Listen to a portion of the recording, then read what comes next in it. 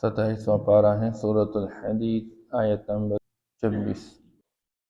اعوذ باللہ من الشیطان الرجیم بسم اللہ الرحمن الرحیم وَلَقَدْ أَرْسَلْنَا نُوحًا وَإِبْرَاهِيمَ وَجَعَلْنَا فِي ذُرِّيَّتِهِمَا النُّبُوَّةَ وَالْكِتَابَ فَمِنْهُم مُّهْتَدٍ وَكَثِيرٌ مِّنْهُمْ فَاسِقُونَ۔ صدق اللہ العظیم۔ اللہ دنیا کے اندر انبیاء علیہ السلام بھیجتے رہے، جن میں یہاں پر اللہ پاک دو اولو العزم انبیاء حضرت نوح علیہ السلام، حضرت ابراہیم علیہ السلام کا تذکرہ کر رہے ہیں۔ حضرت آدم علیہ السلام کے بعد وہ پیغمبر جن کو اللہ پاک نے شریعت عطا فرما دی اور لوگوں کو پابند بنایا گیا، وہ حضرت نوح علیہ السلام ہے۔ حضرت نوح علیہ السلام اللہ جل شانہ نے جس طرح کہ آدم علیہ السلام سے انسانیت کے نسل کو چلایا ہے، تو حضرت نوح علیہ السلام کو ابو البشر الثانی کہا جاتا ہے، انسانوں کا دوسرا ابو، کیونکہ حضرت نوح علیہ السلام کے زمانے میں جب لوگ باز نہیں آ رہے تھے اپنے کفر اور شرک سے، تو اللہ جل شانہ نے آسمان کا پانی اتارا اور زمین سے پانی نکالا، اور اتنا پانی کہ سارے لوگ اس میں غرق ہو چکے۔ ایک نوح علیہ السلام کی کشتی بچ گئی، جس کے اندر نوح علیہ السلام اور ایمان لانے والے اور کچھ اس کے ساتھ حیوانات تھے، جوڑے جوڑے، وہ اللہ نے بچا دیے تھے۔ اور پھر حضرت نوح علیہ السلام کی نسل اللہ جل شانہ نے وہیں سے انسانیت کو آگے چلایا۔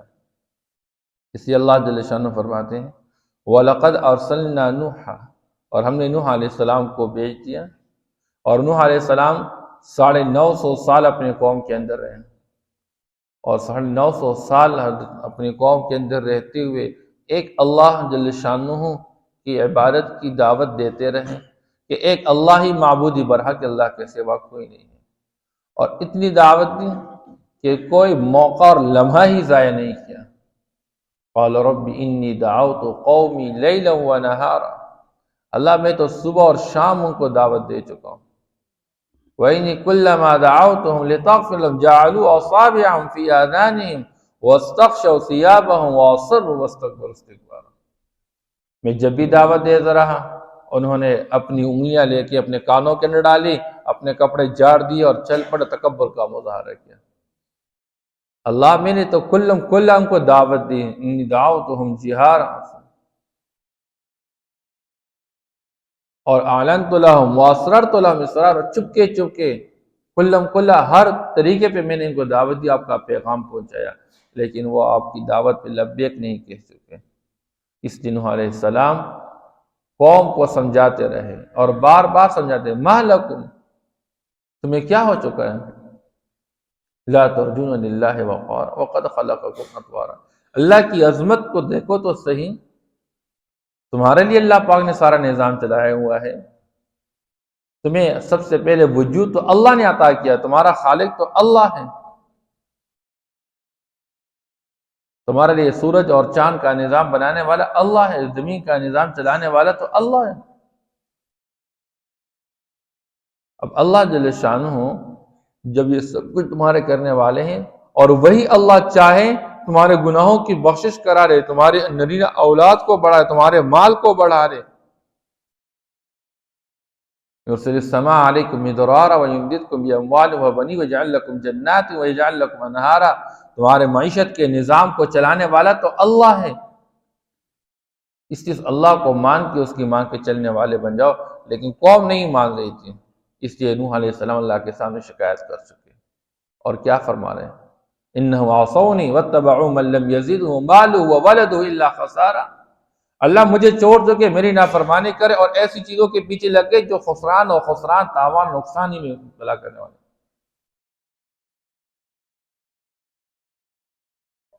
وقالوا لا تذرن ودا ولا سواع ولا یغوث ویعوق ونسرا، یہ 5 بڑے بت تھے، ان بتوں کے پیچھے لگے ہوئے تھے، ان کی عبادت میں لگے ہوئے تھے، اس لیے نوح علیہ السلام بد دعا دے چکے، لا تذر علی الارض من الکافرین دیارا، اے اللہ ان کافروں کے کسی گھر کو دنیا کے اندر باقی نہ رکھے، بس ان سب کو تباہ و برباد کر ڈالے، انک ان تذرهم یضل عبادک ولا یضل فاجرا کفارا، اللہ اگر آپ ان کو چھوڑیں گے تو یہ دنیا کے اندر کافر ہی کو جنم دیں گے بس۔ اس لیے اللہ پاک نے نوح علیہ السلام کی جو فریاد تھی اس نے ربی انی مغلوب فانتصر، اللہ میں تو مغلوب ہوں، میری مدد کیجیے اس قوم کے مقابلے میں، جو مسخرے کرتے رہے نوح علیہ السلام کا۔ تو اللہ جل شانہ حضرت نوح علیہ السلام کا تذکرہ کر رہے ہیں، اور ساتھ ابراہیم علیہ السلام کا تذکرہ کر، اولو العزم نبی ہے۔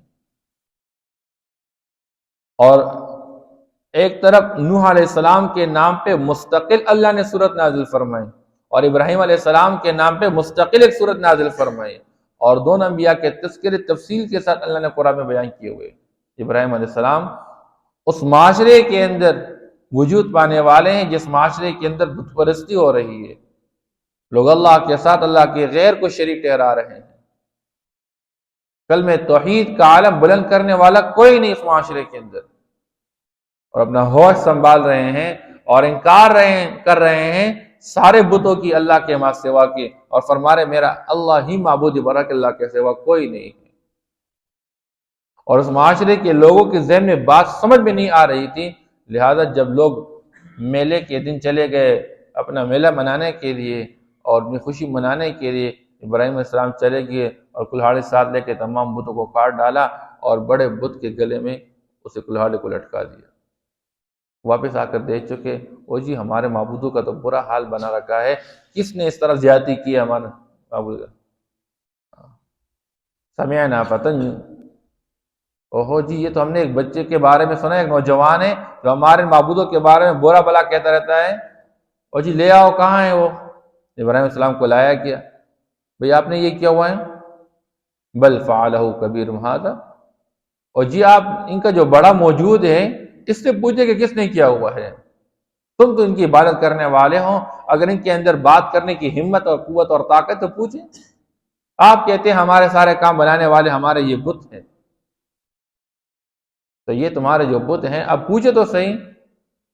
سارے شرمندہ ہو گئے کیونکہ ان کو پوچھ نہیں سکتے تھے، وہ جواب دینے پر قادر نہیں ہو، بے جان۔ اسے ابراہیم علیہ السلام سمجھانے لگے تم کس طرح ان چیزوں کی عبادت میں لگے ہو جو نہ سن سکتے ہیں، نہ بول سکتے ہیں، نہ تمہیں کوئی فائدہ دے سکتے ہیں، نہ تم سے کوئی نقصان ہٹا سکتے ہیں۔ اس زمانے کے بت تو پتھر کے بنائے ہوئے تھے، اور آج کے بت وہ لوہے کے اور مٹی کے بنائے ہوئے، کوئی دکان کی شکل میں، کوئی کاروبار کی شکل میں اور پیسے کی شکل میں ہے۔ انسان سمجھتا ہے میرے پاس پیسہ ہوگا تو سب کچھ چلے گا، میں ہر نقصان سے محفوظ ہوں گا اور ہر خیر کو حاصل کروں گا، حالانکہ پیسہ کے ہوتے ہوئے ایک معمولی ہوا چل پڑے سب کچھ مٹی ہو جائے، ختم ہو جائے، کوئی بچانے والا نہیں ہوگا، کچھ بھی کام نہیں آنے والا۔ دکان کی وجہ سے، کاروبار کی وجہ سے، پیسوں کی وجہ سے اللہ کو چھوڑ رہا ہے، مسجد کو چھوڑ رہا ہے، اور سمجھ رہا ہے کہ میں دکان بند کروں گا، نماز کے چل جاؤں گا، میرا گاہک ضائع ہو جائے، میرا نقصان ہو جائے۔ حالانکہ دکان بند کر کے مسجد آنے سے انسان کو کامیابی ملے گی، حی علی الصلاح حی علی الفلاح، آؤ نماز کی طرف، آؤ کامیابی کی طرف۔ انسان دفتر بند کرنے کے تیار نہیں، حالانکہ کچھ لمحوں کے لیے، زیادہ وقت نہیں ہے، 10-15 منٹ لگ جائیں گے۔ بہرحال اللہ ابراہیم علیہ السلام کا تذکرہ کر رہے ہیں، اور کس طرح کے ماحول کہ اس ماحول کے اندر جہاں پر والد بھی ساتھ موافق نہیں ہے، گھر والے موافق نہیں ہے، اور گھر والے گھر سے نکال رہے ہیں، اور علاقے والے اپنے علاقے سے نکال رہے ہیں، اور یہاں تک نوبت آ جاتی ہے کہ پھر ان کے لیے آگ گرم کی جاتی ہے، اور آگ لگائی جانے کے بعد ان کو آگ کے اندر ڈالا جا رہا ہے۔ اس لیے ابراہیم علیہ السلام کو اللہ نے کتنی آزمائشوں سے گزارا، وَإِذِ ابْتَلَىٰ إِبْرَاهِيمَ رَبُّهُ بِكَلِمَاتٍ فَأَتَمَّهُنَّ، اللہ خود ان آزمائشوں کا تذکرہ بھی کر رہے ہیں اور فرما رہے وہ کامیاب ہو چکے ہیں، آزمائش کے اندر کامیابی کا فتویٰ بھی دے رہے ہیں۔ اس لیے جب ڈٹے رہے اپنی بات پر اور 100% اللہ پر اعتماد، یہاں تک کہ اللہ کی طرف سے بھیجے گئے فرشتوں کی طرف بھی نظر نہیں گئی، آگ میں ڈالے گئے ہیں اور فرشتے آ رہے ہیں مدد کے لیے، فرمایا بس وہ دیکھنے والا دیکھ رہا ہے، وہ خود ہی انتظام کرے گا۔ اس سے براہ راست اللہ نے آگ کو حکم دیا، قُلْنَا يَا نَارُ كُونِي بَرْدًا وَسَلَامًا۔ جب ایمان والے اپنے ایمان میں پختہ ہوں اور ڈٹے ہوئے اپنی بات پر، اللہ براہ راست قدرت کا نظام تابع کر لیتے ہیں۔ اس لیے دنیا والے سمجھتے ہیں کہ آگ جلانے کا کام، لیکن ابراہیم علیہ السلام آگ کے اندر رہے اور کتنے دن رہے؟ 40 دن۔ اور فرمایا میری زندگی کے سب سے بہترین ایام آگ کے اندر جو گزر گئے ہیں۔ اللہ یہ واقعات اس امت کو بیان فرما رہے ہیں کہ چیزوں کے اندر تاثیر ذات کے اعتبار سے نہیں، اللہ کے امر کے ساتھ ہے۔ پانی ڈبونا چاہے تو اللہ کے امر کے ساتھ، اللہ نہ چاہے تو پانی کوئی نہ ڈبوئے۔ اسی موسیٰ علیہ السلام لاٹھی مار رہے اور دریا جو ہے وہ راستے دے رہا ہے، اور وہی دریا جب فرعون اندر آ رہا ہے تو وہ چل پڑے اور اس کو غرق کر دیا۔ تو بہرحال ابراہیم علیہ السلام کا تذکر اللہ پاک کر رہے ہیں، اتنے اللہ جل شانہ کے ساتھ تعلق۔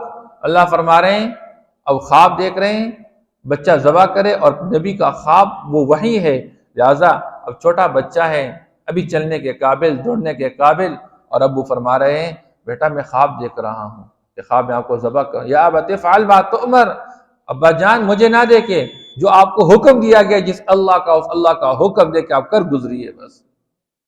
چھوٹے بچے کی یہ استعداد، آج اللہ معاف کر لے، ہم اپنے بچوں کو اتنے بھی قابل نہیں بنا سکتے ہیں کہ وہ مسجد میں آ کر نماز پڑھ لیں۔ ابھی فجر کی نماز میں ہمارے کتنے بچے ہوتے ہیں، نوجوان 13 14 15 سال کے بچے، 16 17 سال کے بچے، اور ابھی آدھا ڈیڑھ گھنٹہ بعد دیکھیں یہی والدین ہوں گے اور یہی بچوں کو اٹھائیں گے اور یہی بچوں کو بھیجیں گے۔ ایک دن بھی ناغہ کریں گے تو سب ان کو ڈانٹیں گے، لیکن مسجد میں ہفتوں کے ہفتے ناغے ہو رہے ہیں، کسی کو کوئی ٹینشن نہیں ہے، کیونکہ اس پر جو کچھ ملنے والا ہے یا اس کے نہ ہونے کی وجہ جو نقصان ہونے والا وہ آنکھوں کے سامنے نہیں ہے، اور باہر کا جو نقصان اور نفع ہے وہ ابھی آنکھوں کے سامنے ہے۔ بہرحال ابراہیم علیہ السلام کا تذکر اللہ فرما رہے ہیں، اور ابراہیم وجعلنا فی ذریتہم النبوۃ، اور دونوں حضرت نوح علیہ السلام ابراہیم علیہ السلام کی اولاد میں اللہ جل شانہ نے نبوت کو جاری کر دیا، اور اس طرح کتاب کو جاری کر دیا۔ اللہ پاک نے ابراہیم علیہ السلام کی اولاد اسحاق علیہ السلام، اسحاق علیہ السلام کی اولاد میں یعقوب علیہ السلام، اور یعقوب علیہ السلام کی اولاد میں یوسف علیہ السلام، اور یہ تمام انبیاء کا سلسلہ، ہزاروں انبیاء اللہ پاک نے اسحاق علیہ السلام کی اولاد میں بھیجے۔ اور پھر اسماعیل علیہ السلام جو ابراہیم علیہ السلام کے بیٹے ہیں، نبی آخر الزمان کی بعثت اللہ نے اسماعیل علیہ السلام کی اولاد میں کر دی، اور آخری کتاب قرآن مجید یہ ابراہیم علیہ السلام کی اولاد اسماعیل علیہ السلام کی اولاد میں سے نبی آخر الزمان محمد مصطفیٰ احمد مجتبیٰ صلی اللہ علیہ وسلم کو اللہ بنایا۔ تو اللہ فرماتے ہیں وَجَعَلْنَا فِي ذُرِّيَّتِهِمُ النُّبُوَّةَ وَالْكِتَابَ فَمِنْهُمْ مُهْتَدٍ، ان میں سے بعض لوگ تو ہدایت یافتہ تھے، لیکن وہ کثیر منہم فاسقون میں اکثریت نافرمان تھی۔ ثم قفینا علی آثارہم برسلنا، پھر ہم نے ان انبیاء علیہ السلام کے بعد ان کے نقش قدم پر ان کے پیچھے پیچھے اور رسول بھیج دیے، وقفینا، اور ان کے پیچھے ہم نے بھیج دیا بعیسیٰ بن مریم، خصوصی طور پر عیسیٰ علیہ السلام کو بھیج دیا۔ حضرت عیسیٰ کا تذکرہ اللہ پاک فرما رہے ہیں علیہ السلام کہ اللہ پاک نے دنیا کے اندر عیسیٰ علیہ السلام کو اپنی ماں سے وجود عطا فرمایا، اپنی قدرت کے طور پر کائنات کے ظاہری نقشے کے بالکل خلاف۔ دنیا کا نقشہ تو یہ ہے ظاہر کا کہ نکاح کے بعد بچہ پیدا ہو جائے، لیکن اللہ نے جبریل کو بھیجا اور حضرت عیسیٰ کے والدہ حضرت بی بی مریم کے گریبان میں یا آستین میں پھونک مار کے اسی سے اس کا حمل شروع ہو گیا، اور تھوڑی سی دیر کے اندر وہ بچہ پیٹ میں بڑھ رہا ہے، اور پھر بچہ جننے کا وقت آ رہا ہے، اور بچہ جننے کے بعد بی بی مریم خود پریشان ہے، یا اللہ میں نسل منسیہ ہو جاؤں، مٹ جاؤں، ختم ہو جاؤں، میں لوگوں کے سامنے کیا کہہ دوں، ایک عورت ذات ہے، بچہ پیدا ہو گیا ہے، اور بچہ پیدا ہو جانے کے بعد پریشان ہے، لوگوں کے سامنے میں کیا کہوں۔ اللہ کی طرف سے حکم آیا آپ کسی سے کوئی بات نہ کریں، آپ اتنا کہہ دیں، اس شریعت کے اندر باتوں کا روزہ ہوتا تھا کہ جی میرا آج کے دن روزہ ہے، بات کرنے سے میں کسی سے بات نہیں کر سکتی ہوں۔ لوگوں نے پوچھا، کہنے لگے یا اخت ہارون ما کان ابوک امرأ سوء وما کانت امک بغیہ، اے ہارون کی بہن تیرے بھائی کے نام پہ پیغمبر گزرا ہوا ہے، تیرے ماں باپ تو اتنے بدکردار لوگ نہیں تھے، تم نے یہ کام کیسے کیا کہ بغیر نکاح کے بچہ پیدا ہو گیا۔ فاشارت، اس نے صرف اشارہ کر دیا کس کی طرف؟ گود میں ابھی پیدا ہوا بچہ عیسیٰ علیہ السلام ابھی پیدا ہوئے. قالوا کیف نکلم من کان فی المہد صبیا، اوہو تو پاگل ہو گئی ہے، ہمیں جواب دے دو یہ کام کیسے ہوا، یہ بچہ کیسے پیدا؟ اس نے کہا میرے گود میں بچہ، اس سے پوچھ، ہم اس سے کیسے پوچھے، یہ تو ابھی چھوٹا بچہ ہے، ابھی تو یہ پیدا ہوا بچہ بات کرنے پر قدرت نہیں رکھتا ہے. عیسیٰ علیہ السلام ابھی پیدا ہو چکے ہیں اور ماں کے گود میں بچپن میں بول پڑے قال انی عبد اللہ. 3 بچے ماں کے گود میں بول پڑے ہیں، ایک حضرت عیسیٰ علیہ السلام اور ایک جریج اور ایک وہ بچہ جو یوسف علیہ السلام کے حق میں گواہی دے چکا تھا ماں کے گود میں، چھوٹا بچہ. اب عیسیٰ علیہ السلام پیدا ہو چکے اور ایک مختصر ارشاد فرما انی عبد اللہ، اور اس ایک مختصر ارشاد کے اندر یہودیوں کو بھی سمجھا رہے اور عیسائیوں کو بھی سمجھا رہے ہیں. اے یہودیوں، میں اللہ کا بندہ ہوں، میری نسبت اللہ کے ساتھ، اللہ نے اپنی قدرت سے مجھے بنایا، میری ماں پر کبھی داغ نہ لگاؤ. اس سے قرآن کہتا ہے، اللہ فرماتے ہیں کہ ہم نے عیسیٰ علیہ السلام کا وجود قیامت تک آنے والے پورے انسانوں کے لیے اپنی قدرت کی نشانی کے طور پر بغیر نکاح کے حضرت عیسیٰ علیہ السلام کو وجود عطا کیا. اللہ قادر ہے، اللہ قدرت رکھنے والے ہیں. اور پھر عیسائیوں کو سمجھا رہے انی عبد اللہ، اے لوگو مجھے کبھی اللہ کا درجہ نہ دو، مجھے الہ نہ بناؤ، میں تو اللہ کا بندہ ہوں، میں خود بندگی میں لگا ہوا ہوں. وَقَفَّيْنَا بِعِيسَى ابْنِ مَرْيَمَ وَآتَيْنَاهُ الْإِنْجِيلَ، اور ہم نے اس کو انجیل عطا کی. انجیل کا اپنا معنی کیا ہے؟ انجیل کہتے ہیں خوشخبری دینا، خوشخبری کو کہتے ہیں. تو حضرت عیسیٰ علیہ السلام کو اللہ نے انجیل عطا فرمائی جس میں خوشخبری تھی. انی رسول اللہ الیکم مصدقا لما بین یدی من التوراۃ، مجھے اللہ نے بھیجا ہوا ہے تمہاری طرف، میں پہلے جو کتاب دنیا کے اندر آئی مجھ سے وہ تورات تھی، اور میں اس کی تصدیق کرنے والا ہوں کہ وہ حق سچ کتاب، اور پھر یہ کہ مبشرا برسول یأتی من بعدی اسمہ احمد، میں خوشخبری دینے والا ہوں ایک پیغمبر کی جو میرے بعد آنے والا ہے، اس کا نام احمد ہوگا.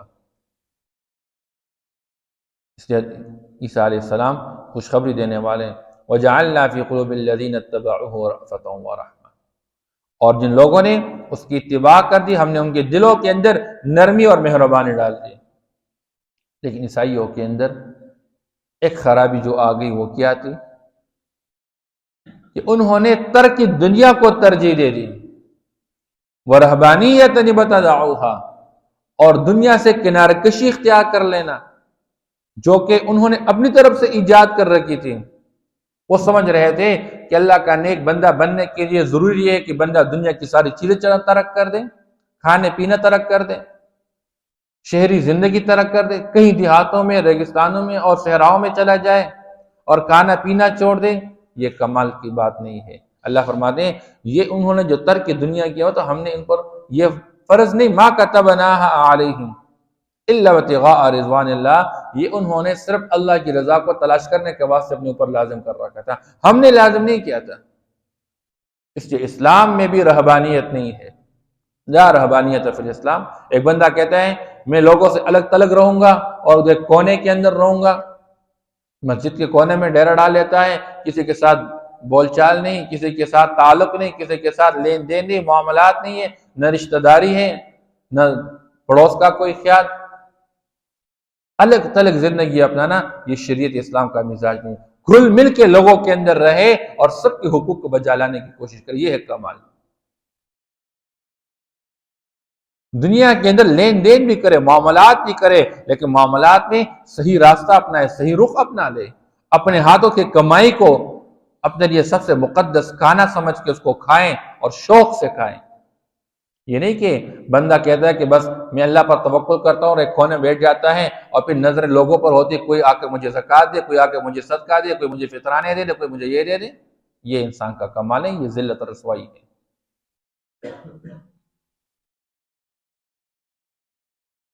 اللہ فرمائے فَمَا رَعَوْهَا حَقَّ رِعَایَتِهَا، انہوں نے جس انداز پہ اللہ کی رضا کو حاصل کرنے کے لیے ترک دنیا کو طلب کیا، یہ ترک دنیا جس طرح اس کا حق بجا لانا چاہیے تھا، اس کی رعایت کرنی چاہیے تھی، انہوں نے اس کی رعایت نہیں کی۔ اس لیے اسلام کا مزاج بھی یہ نہیں ہے۔ آپ صلی اللہ علیہ وسلم فرماتے ہیں لا رہبانیت فی الاسلام، اسلام میں رہبانیت کوئی نہیں ہے، ترک دنیا کوئی نہیں ہے، دنیا کی چیزوں کو چھوڑنا کمال نہیں ہے۔ اچھا کپڑا استعمال کرے، اس سے شریعت آپ کو نہیں روکتی، اچھا کھانا استعمال کرے، اچھی سواری استعمال کرے، اچھی رہائش استعمال کرے، لیکن اس کے استعمال کرنے میں تکبر کا شکار نہ ہو جائے، فخر و غرور کا شکار نہ ہو جائے، اطرانا نہیں ان چیزوں پر، کسی مسلمان کو ان چیزوں کی وجہ سے حقیر نہ سمجھے، کسی انسان کو حقیر نہ سمجھے، گھٹیا نہ سمجھے۔ میرے پاس اتنے پیسے اس کے پاس کیا ہے، میرے پاس اس طرح سواری اس کے پاس کیا ہے، میں تو اس طرح کے کپڑے پہنتا اس کے پاس کیا، نہ استعمال کرو، لیکن چیزوں کی وجہ سے اللہ کی ناشکری نہ کرو، بس کہ اللہ کی دی ہوئی نعمت کو اللہ کے منشا کے مطابق استعمال کرو اور اس کو گناہ کا ذریعہ نہ بنا دو۔ اللہ نے پیسہ دیا اور شادی کا موقع آیا اور پٹاخے چل رہے ہیں اور پتہ نہیں کون کون سی گندی چیزیں چل رہی ہیں ساتھ ساتھ۔ بہرحال اللہ پاک فرماتے ہیں ان لوگوں نے اس ترکی دنیا کو ترجیح دے دی، لیکن انہوں نے نقصان کیا اپنا۔ فَآتَيْنَا الَّذِينَ آمَنُوا مِنْهُمْ أَجْرَهُمْ، بس ہم نے ان لوگوں کو جو ان میں سے ایمان لے آئے ان کا اجر دیا۔ وَكَثِيرٌ مِّنْهُمْ فَاسِقُونَ، اور بہت سا لوگ ان میں نافرمان تھے۔ آپ صلی اللہ تعالیٰ علیہ وسلم نے ایک موقع پہ فرمایا ہر نبی کے لیے رہبانیت ہوتی ہے، یعنی اس کی امت کے لیے، اور میری امت کی رہبانیت وہ جہاد فی سبیل اللہ ہے،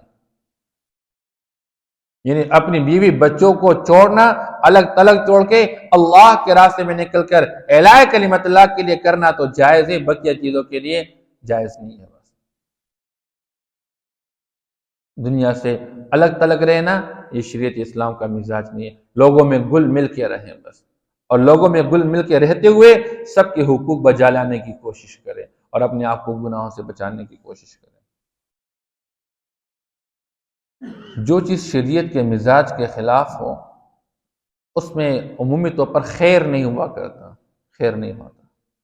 اس لیے بعض اوقات بندہ نیک بننا چاہتا ہے، لیکن نیک بننے کے لیے شریعت کی اصول سے ناواقف ہو کر نقصان کا شکار ہو جاتا ہے۔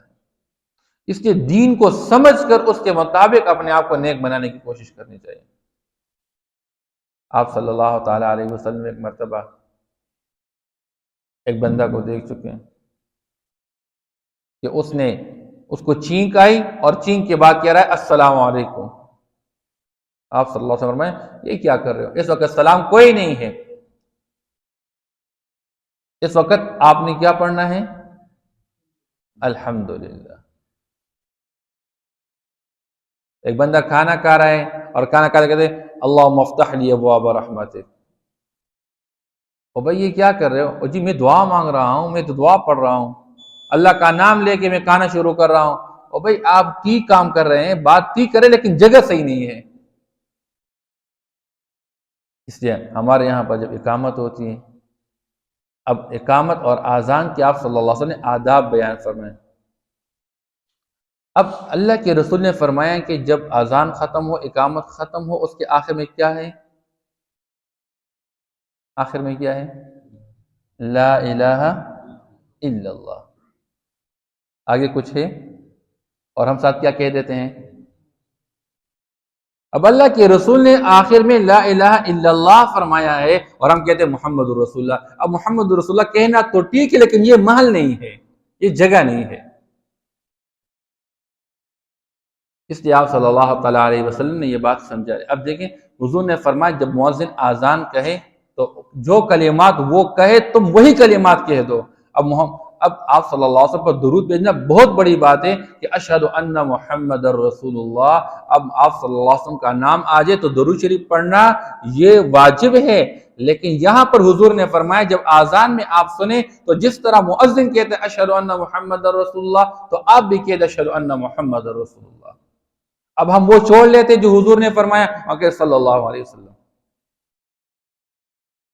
تو جو چیزیں جس طریقے پہ شریعت نے ہمیں سمجھا دی ہیں ہم اس کو پڑھنے کی عادت بنا دیں اور اس طریقے پر کرنے کی عادت بنا دیں۔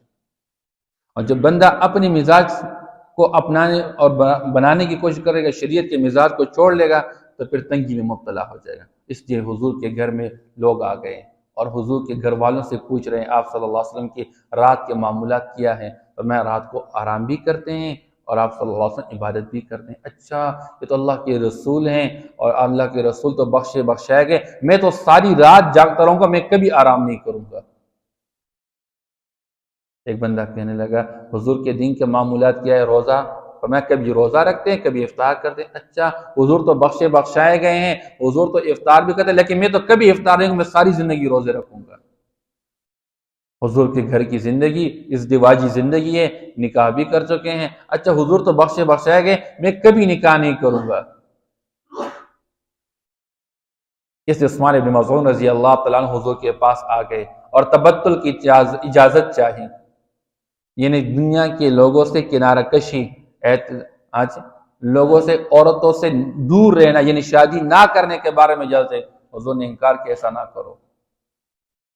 آپ صلی اللہ علیہ وسلم کو پتہ چلا کہ یہ بندے آئے ہیں میرے گھر کے بارے میں معلومات کرے اور میری زندگی کے بارے میں، حضور نے فوراً فرمایا وَلِنَفْسِكَ عَلَيْكَ حَقٌّ، اے لوگو تم کیا کر رہے ہو؟ تمہارے نفس کا تم پر حق ہے، رات کو سو بھی اور پھر کچھ دیر کے لیے اٹھو، عبادت بھی کر لو۔ اور روزہ مکمل ساری زندگی روزے رکھنا، اس سے منع فرمایا، کبھی افطار کبھی روزہ۔ بہت زیادہ کسی کا شوق ہے تو صوم داؤدی پر چلے کہ ایک دن روزہ اور ایک دن افطار کرے، ورنہ آپ صلی اللہ علیہ وسلم کی سنت یہ تھی کہ پیر اور جمعرات کو روزہ رکھ لیا کرے، اور مہینے کی اسلامی تاریخ کے مطابق 13، 14، 15 تاریخ کو روزے رکھ لیا کرے۔ یہ سنت ہے آپ صلی اللہ علیہ وسلم کی۔ بس اب اس سے آگے کوئی بندہ بڑھے گا تو ظاہر کے اعتبار سے اپنا نقصان کرے گا اور باطن کے اوپر میں نقصان ہو جائے گا۔ بہرحال اللہ پاک ہمیں سمجھ کی توفیق عطا فرمائے۔ وَلَقَدْ أَرْسَلْنَا نُوحًا وَإِبْرَاهِيمَ، اور ہم نے بھیج دیا نوح علیہ السلام کو، ابراہیم علیہ السلام کو، وَجَعَلْنَا فِي ذُرِّيَّتِهِمَا النُّبُوَّةَ وَالْكِتَابَ، اور ہم نے جاری کر دی ان کی اولاد میں نبوت اور کتاب کو۔ فَمِنْهُمْ مُهْتَدٍ، پس بعض ان میں سے ہدایت یافتہ تھے، وَكَثِيرٌ مِّنْهُمْ فَاسِقُونَ، اور بہت سارے لوگ ان میں نافرمان تھے۔ ثُمَّ قَفَّيْنَا عَلَىٰ آثَارِهِمْ بِرُسُلِنَا، پھر ہم نے ان کے پیچھے ان کے نقش قدم پر جاری کر دیے رسول، برسلنا بھیج دیا ہم نے اپنے رسول۔ وَقَفَّيْنَا بِعِيسَى بْنِ مَرْيَمَ، اور ہم نے ان کے پیچھے بھیج دیا عیسیٰ بن مریم کو علیہ السلام۔ وَآتَيْنَاهُ الْإِنْجِيلَ، اور ہم نے اس کو انجیل عطا کی۔ وَجَعَلْنَا فِي قُلُوبِ الَّذِينَ اتَّبَعُوهُ رَأْفَةً وَرَحْمَةً، اور ہم نے بنا دی ان لوگوں کے دلوں کے اندر جنہوں نے اس کی اتباع کر دی، نرمی اور مہربانی۔ وَرَهْبَانِيَّةً ابْتَدَعُوهَا، اور رہبانیت یعنی ترک دنیا جو انہوں نے خود ایجاد کی تھی، مَا كَتَبْنَاهَا عَلَيْهِمْ، ہم نے ان پر اس کو فرض نہیں کیا تھا، لازم نہیں کیا تھا، إِلَّا ابْتِغَاءَ رِضْوَانِ اللَّهِ، مگر انہوں نے اپنی طرف سے اللہ کی رضا کو تلاش کرنے کے واسطے۔ فَمَا رَعَوْهَا حَقَّ رِعَایَتِهَا، انہوں نے اس کی کوئی رعایت نہیں کی جس طرح اس کی رعایت کرنے کا حق تھا۔ فَآتَيْنَا الَّذِينَ آمَنُوا مِنْهُمْ أَجْرًا، پس ہم نے دے دی ان لوگوں کو جو ایمان لے ان میں سے ان کا اجر۔ وَكَثِيرٌ مِّنْهُمْ فَاسِقُونَ، اور بہت سارے لوگ ان میں سے نافرمان تھے۔ صدق اللہ العظیم۔